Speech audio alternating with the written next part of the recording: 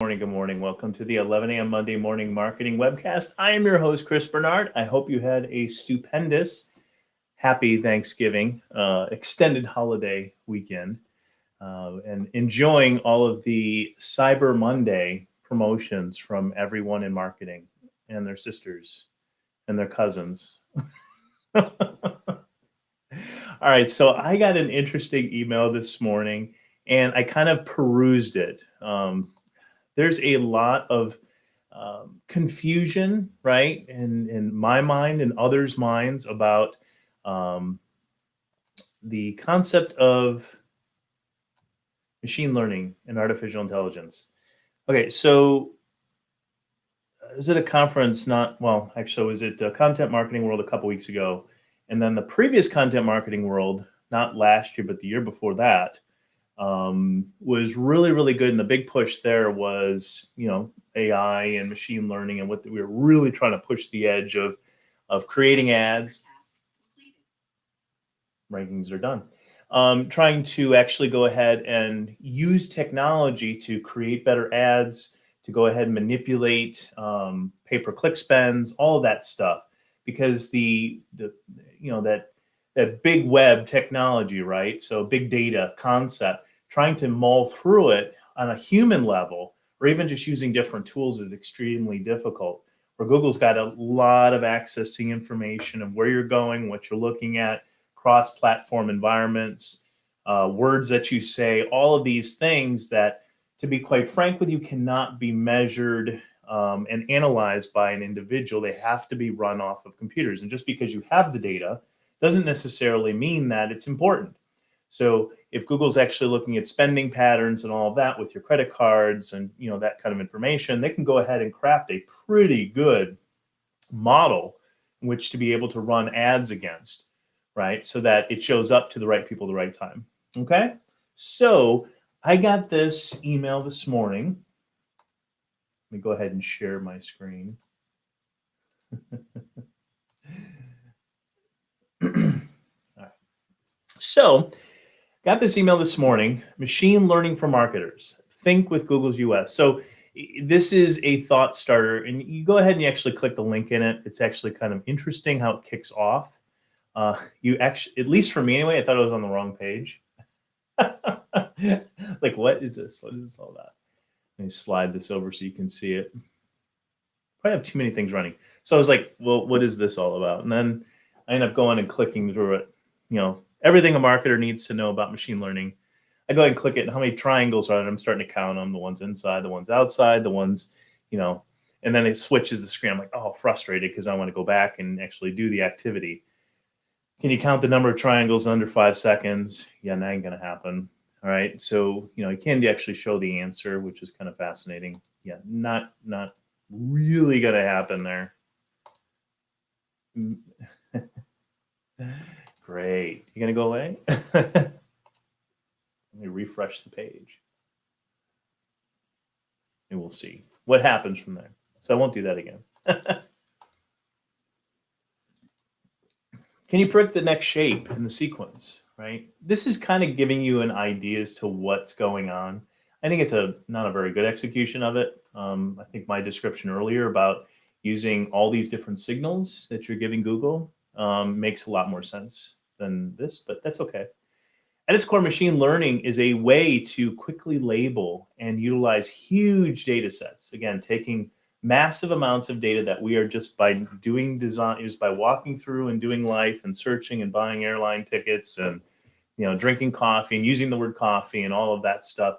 A lot of that is what plays into real information. Yes, solving puzzles can be it, but it's trying to, maybe I'm a little bit too less creative than I think I am, but I find that this is actually harder concept to grasp than in connecting that with big data and machine learning and AI. People can do this on their own, but a machine helps do it a lot faster on an infinitely larger scale. They're just trying to show you that you couldn't do that probably, count all those things, right? Again, I think it's a terrible example, but that's okay. A common mistake businesses make is to assume machine learning is magic. So it's okay to skip thinking about what it means to do the task well. Great. 85% of executives, that's people like you, believe AI will allow their companies to obtain or sustain a competitive advantage. Here's the deal.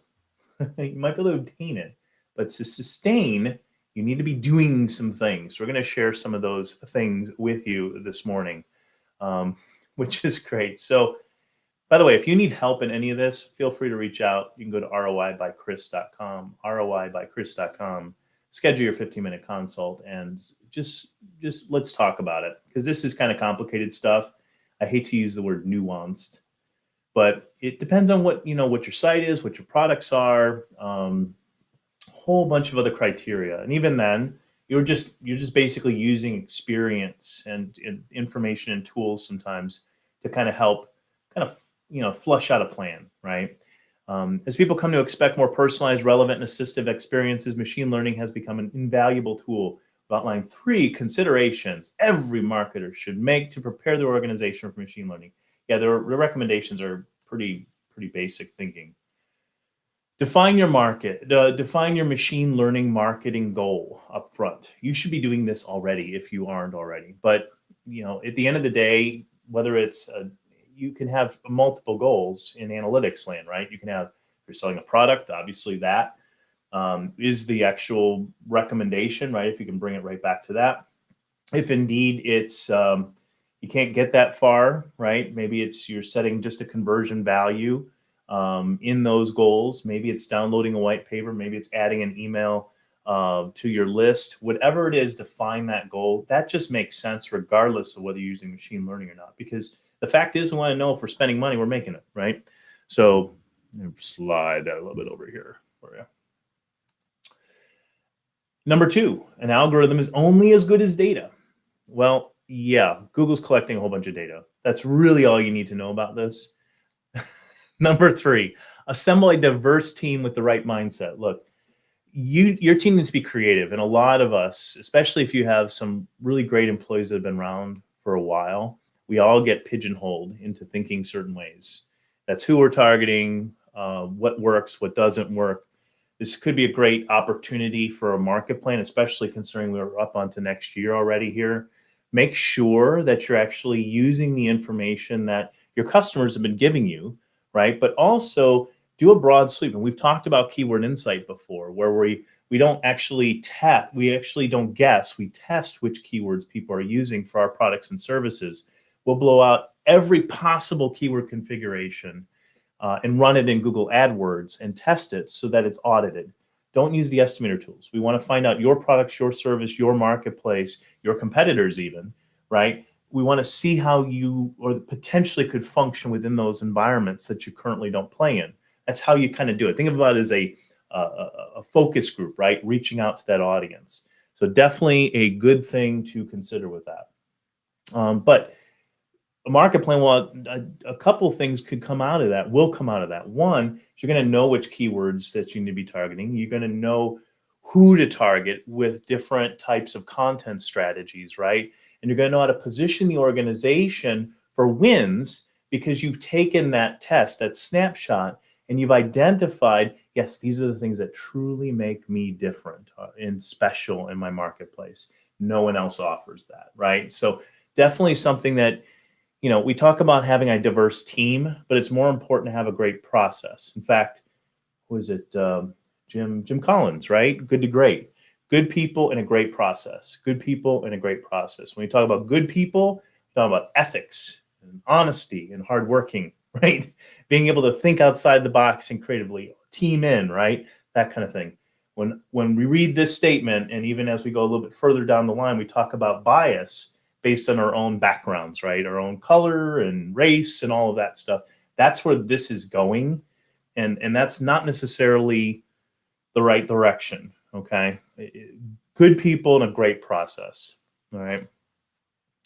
There are countless ways that machine learning can help your business. Yes, there are 4 brands that use to optimize their campaigns and boost marketing efforts. Basically, this is where the kind of the sales pitch goes in for some dynamic stuff for Google, and not a sales pitch from me, but just saying, look, this actually is stuff that you need to be doing. Oh, and by the way, if you haven't, let me turn this off real quick. If you haven't picked up this book, do it. Okay, I don't make any money off of this book. It was recommended to me at a conference. As you can see, we've got highlights and notes and all this, thing. This plays into how we think at this agency. So, a great book. It's not very long. It's not very heady. It doesn't go into all the details. It's like 230 some pages. Okay, written by a former executive of Google, right? But basically, I'll give you the 2-second snippet of it. Create amazing, awesome content for your guests and let Google figure out the rest. You just got to keep, I quote, feed the machine. That's the word that I like to be able to use, is word feed the machine, because that's what you're doing with this stuff. So identify your most valuable customers. Imagine your team was launched an app, but early results show users who download it only don't open it that often. It is a common problem. Only 37% of app installs remain in use after 7 days. Bet you didn't know that. That's pretty impressive information. So all of you app designers, right? All of you app developers, make sure you understand, great market plan idea, by the way, would help you understand who that audience is and create strategies around that stuff based on actual information and data, not just our opinions. New plug. Anyway, 51% increase registration, 74% decrease in cost per registration. Yes, beautiful thing here. GM's car rental app needed to reach higher value customers likely to engage with services on the app. By integrating machine learning into their campaign strategy, the team was able to spend less while growing their customer base, freeing up budget for more strategic initiatives. Again, this is actually really true. Smart ads used to suck when they first came out. For the first 3 to 6 months, they did suck. They were trying to figure things out themselves. Smart ads are basically using machine learning and AI to go ahead and generate ads based on feeding the machine content, creative, and copy, right? Then Google goes ahead and does their little mastery stuff at connecting guests. It will kick the crap out of your normal campaigns. I promise you, if you do it right, right? It will. So these are not lying statistics, by the way. Develop a custom creative. Expectations for personalization are rising, and ads are no exception. In fact, research shows that 91% of smartphone owners bought or plan to buy something after seeing an ad they described as relevant. Again, it's all about relevance. I don't care about things that don't matter to me. They will be ignored, but things that I'm interested in will grab my attention. Real basic logic and psychology there, but it works. On average, advertisers use Google's machine learning to test multiple ad creatives. Campaigns see 15% more clicks. Look, this is true. You will see more clicks.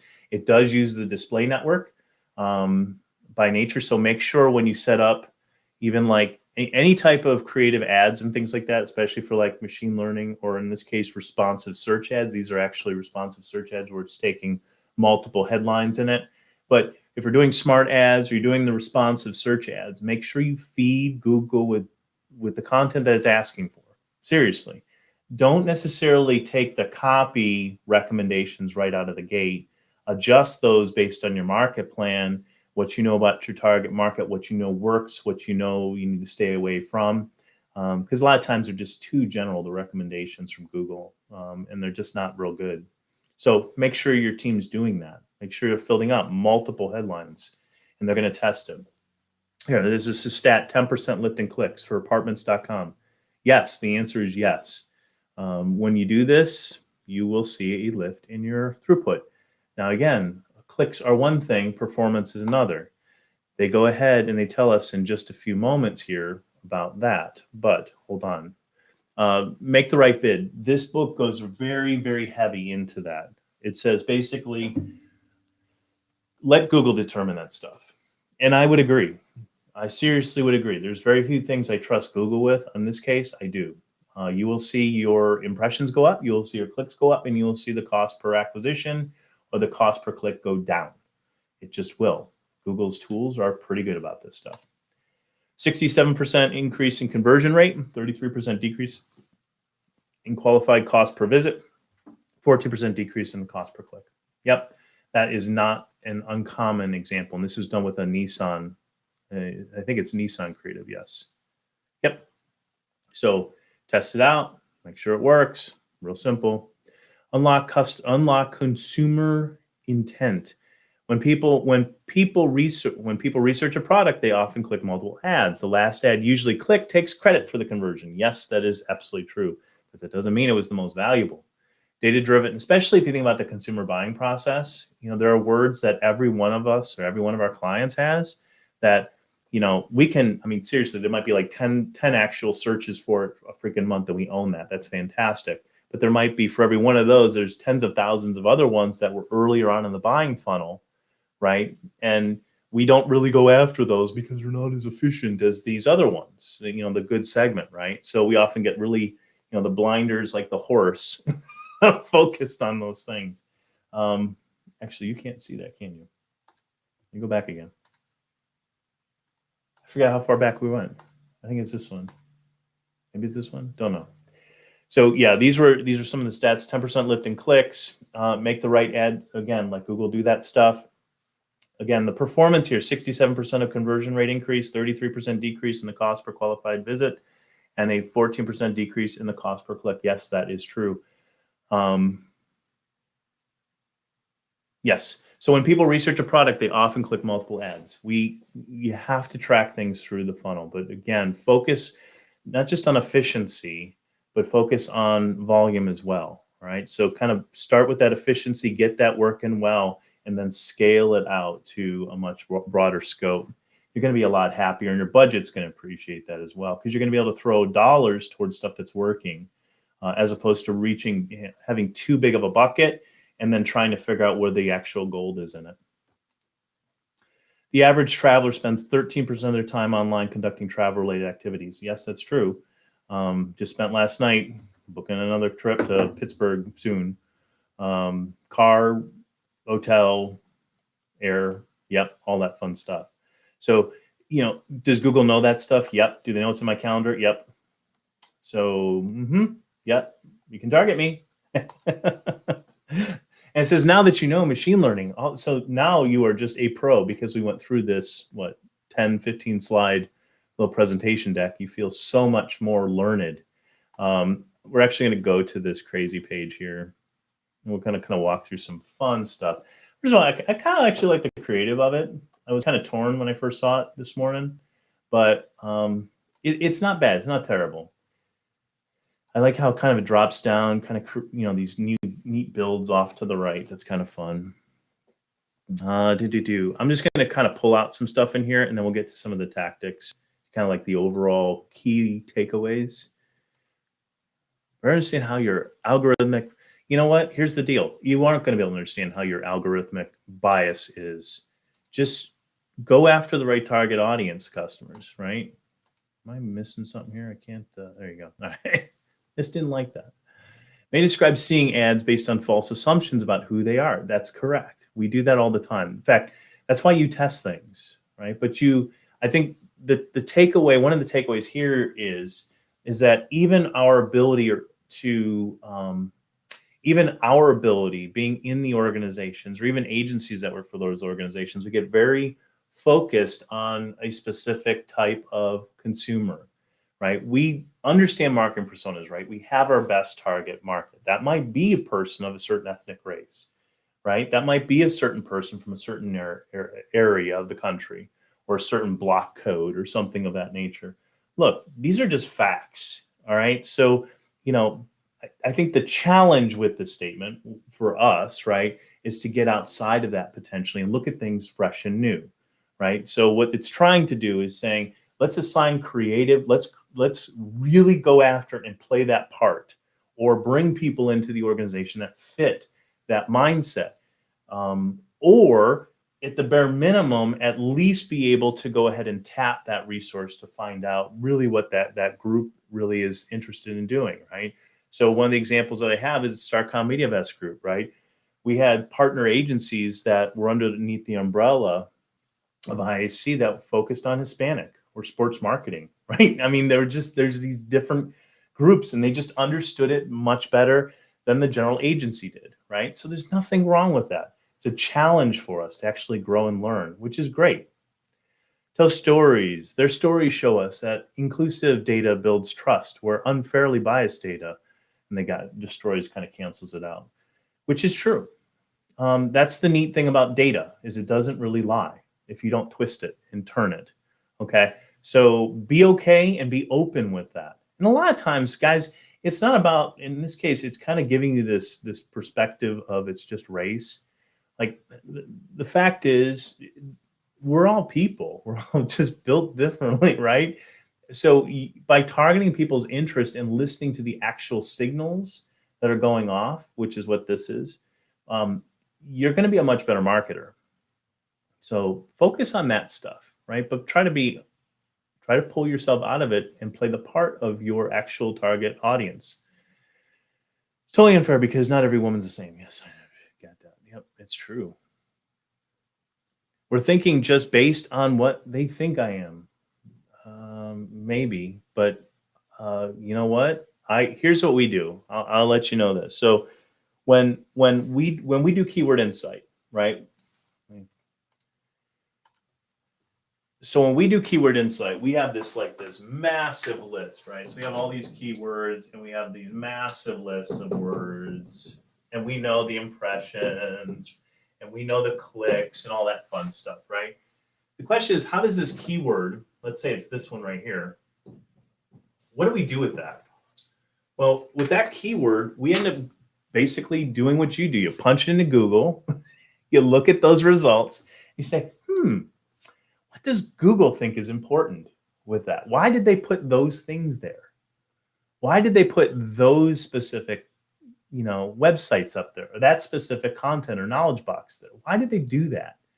So you take that keyword and you kind of start picking it apart. And now you get a better idea as to what Google, I don't care what color they are or what race they are, what's going in the mindset of the user, because I'm assuming Google's technology, especially for organic rankings, is giving me that best number one, number two, number three result, right, in search. And now I'm going to go after, I'm going to say, all right, well, what components need to be in that page content or that video content?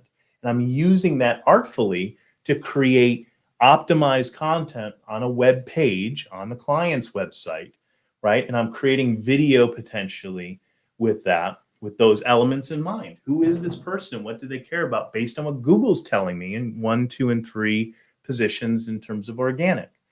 So I don't care if they're black or Asian or men or women or other. It's fine. I don't really care. But I'm using what Google's telling me in terms of that page stuff, so that we don't have these weird biases that basically kind of undercut our performance without our knowledge. Really, at the end of the day, we're just being biased. Let me go turn this back on. So very important. Once a customer's trust is lost, there's no guarantee brands can get it back. Well, that's true. Talk politics if you want, but I'm not going to go there. Now, an AI system won't work unless it can teach us underlying, and that's machine learning model, what it needs to know. Okay. Typically, a machine learning pipeline starts with developers collecting and annotating training data for the purpose. They use that data to train a ML model, again, machine learning model, to make educated guesses about the world. The better the data, the better the guess. Problems arise when the data is flawed. Rather than ask for more information, the model will simply accept those facts or those flaws as facts, leading to flawed outcomes. Garbage in, garbage out, as the computer scientists say, or just anybody who's ever done life. So again, the kind of the cloaked message here is stop being, racist in terms of your advertising campaigns or sexist or any of these, because we are going to have bias. All of us are going to have bias, right? I'm going to look at the world that way. In fact, at Home Shopping Network, one of the brands they worked on was a catalog brand. And it was funny because at this point, we were doing online ads too, PPC and stuff like that. We had data to substantiate. We're tracking through right to conversion, of course.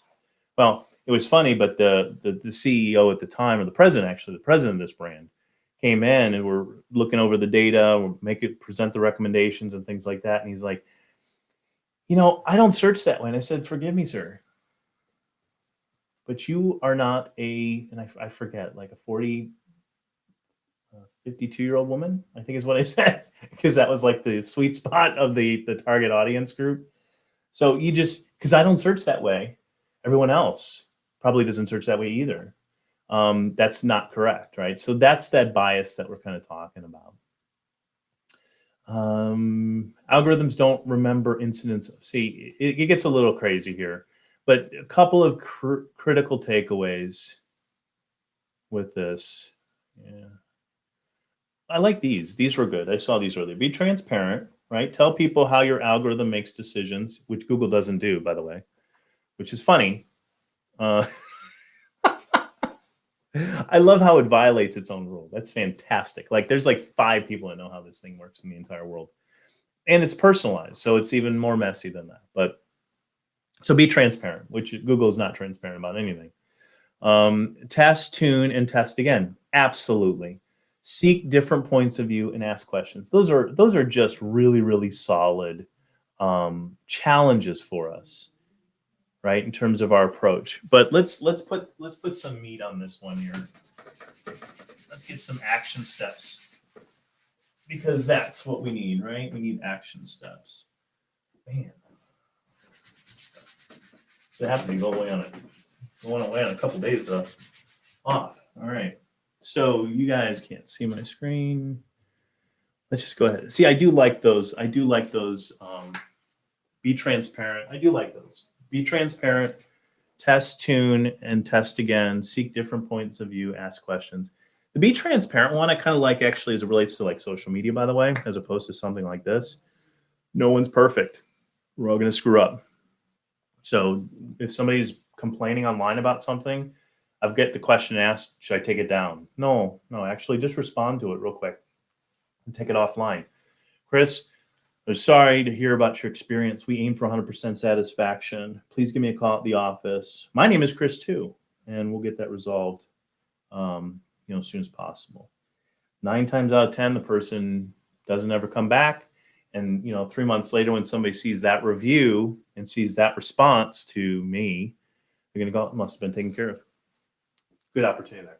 So key takeaways here with machine learning. Let's just do this. And then we also need to think about our teams, right? So we're going to do that. So the key takeaways on the machine learning side, right? So feed the machine. We're going to just put that. Feed the machine. Okay, that means that creative content using the dynamic keyword in the dynamic headlines, right? Those kind of things. Make sure you're doing that. Use smart ads. Test smart ads out. Basically, upload the photos. If they're asking you to upload photos, right? Good ones. Break out. Yeah, I'm going to run the room if I keep going over with these stuff. Break out to, especially going to use like smart ads or any of these. Focus on those campaigns and create them around these really strong keyword-oriented focuses, right? So we have a physician's client, right? So we're going to go around practice areas. Well, not just practice areas of, let's say, ADHD, but we're also going to go around practice areas related to certain information we know about the patient's potential journey, right? Diagnosis, treatment, doctor, right? Those diagnosis or even what ifs, right? Those are very prospective. This person doesn't know they potentially have this illness and wants to test it out versus ADHD doctor, ADHD medications. That's a different audience member. So create your campaign buckets around that. Let Google do the work. When you add that creative, test a whole bunch of different creative in there. Okay, as best you can anyway, because Google's not always being transparent in terms of which ones of those things are actually working well. But either way, go ahead and test that stuff a lot. Feed that machine. Let Google do that math and do that work and track us and give us better ads, right? So that's the first thing. Feed the machine. Now, part of this too is making sure that when we feed the machine, like when you got up this morning, there's certain patterns in your behavior in terms of what you ate and what you did when you when you rolled yourself out of bed and you started your day, right? That might be starting the coffee. That might be going to the restroom first. brushing the teeth, washing them, whatever it is that your normal process is, you have to know what that process is. So the other key takeaway is don't assume you know what to feed the machine with. It is a very good time to do a market plan. Seriously, I can't spell.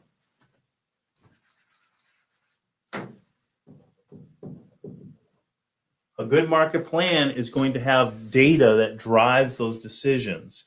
It's going to look within the organization. So when we do a market plan, there's basically three components, right? There's the organization, especially the C-level drivers, right? The C-suite.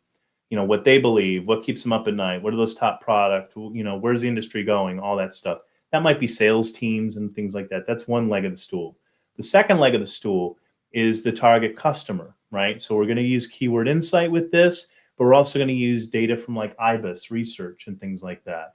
We're going to use third-party organizational data.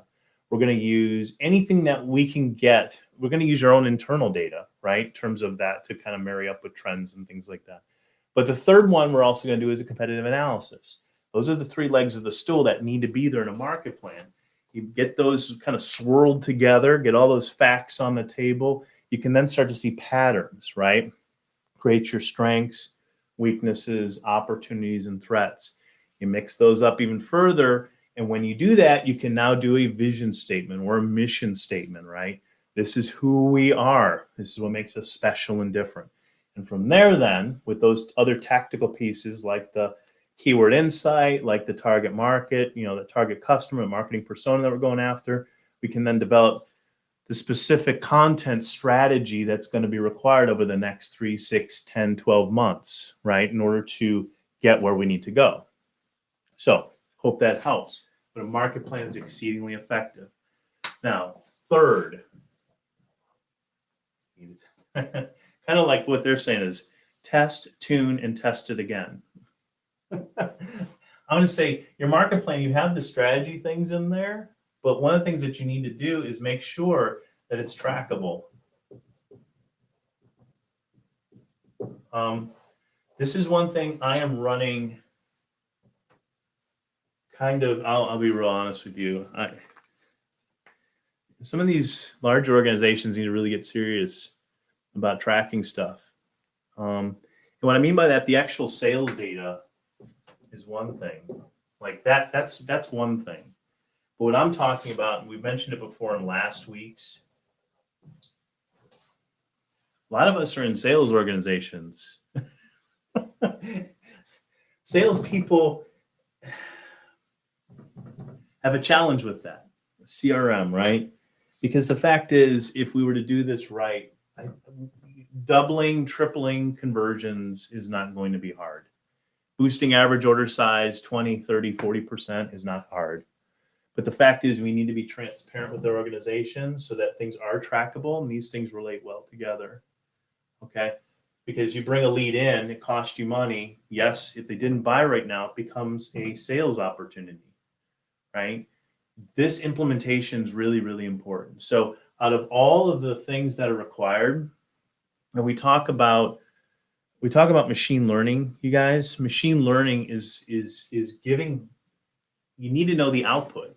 Google's going to handle this side of it. Okay? But you don't even, this is a distribution tool. Like this is PPC, this is SEO, this is YouTube, right? This may be like Facebook at some point, although we don't do it too much with that. But basically, these are distribution tools. This is where the rubber hits the road, okay?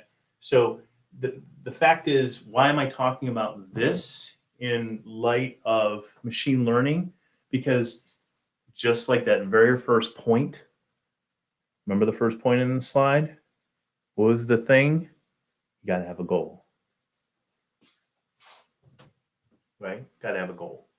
I know it sounds simple, but until we bring these things together, this becomes more futile and difficult, right, to get our hands around. So I guess as we look over this, as we align our methods and our processes around like this, yes, consider your teams, consider the skill set, but your teams come directly as a result of that market plan. This is the strategy. Remember, good people and a great process. Okay, so I hope that helps today. I think there were a lot of good nuggets to take from this specific piece with Google this morning.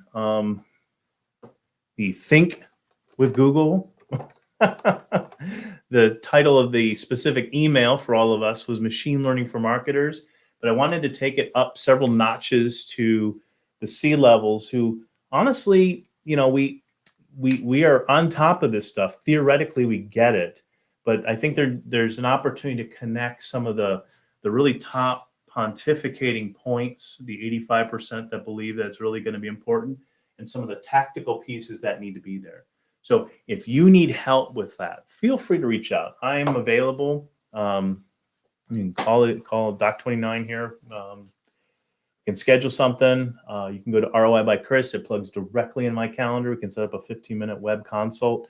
Love to hear from you. Again, 2022 can be an awesome year for you. So let's start doing some of those things that are going to need to be there in order to make us even more successful and happy in 2022.